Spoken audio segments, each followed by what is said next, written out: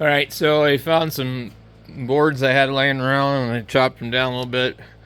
The problem is what I'm ending up with is at the other end, it ain't the same. So what I'm thinking of doing is I'll pull that board out of there. I'll screw this to the back of the board, and then that will just sit there. Would have been nice if I'd have had like one nice long board. So you have to get my level out. I'm gonna have to see where we're at. If it's not right here, if it's not right there, I have to make some adjustments. I guess if it's off by a little bit, it's not gonna matter too much. And then I took this 2x4. I can't get my saw to come up high enough, so I've made two approaching cuts from the top and the bottom to try and trim this damn thing down. I've got another table saw that will make a clean cut all the way through, but I'm gonna have to do some work to get it out of there. So, but basically, we can take this piece and I probably could get my wood planer and just go ahead and shave the top of that ridge out of there.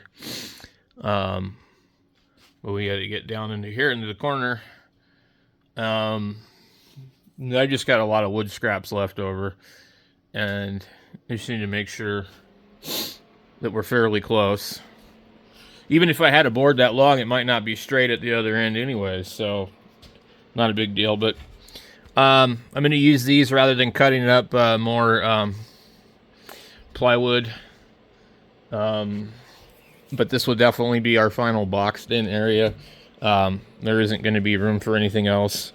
What could be kind of cool is you could do like a hinged front. You could just like fold it down. That'd be kind of cool. But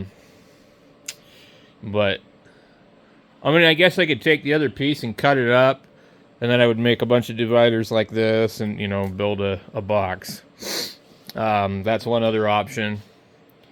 The only thing about doing that is you're drilling a bunch of holes in here, and then basically, if you ever got to move it around, you're going to have to take it apart. So, but I could do that. That's for sure. I could definitely do that.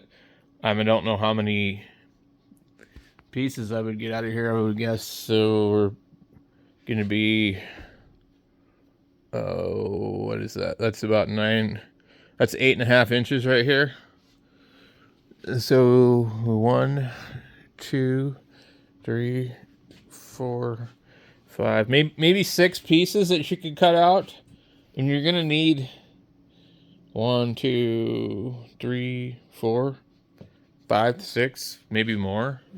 So you would use a whole sheet of this just to build something like that, and then I think you'd still be short on what you need, because in order to do it like this was done, you need to build them into little squares like that. So if I was to take this and chop it down the length of that back there, I could put like, you know, if I had a couple of these, I could put like a sheet of OSB or some of the plywood I have laying around and make it into a little U-shaped thing.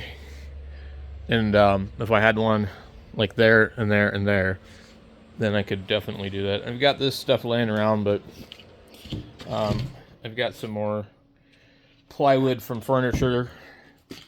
That's one place to get good plywood sometimes, and wood is like, you know, furniture. So like Goodwill, sometimes you can find something nobody wanted to buy, and maybe you buy it for $2 or whatever, and use it for the wood. A lot of times it's just going to be particle board crap, so, you know, can't get something for nothing a lot of times.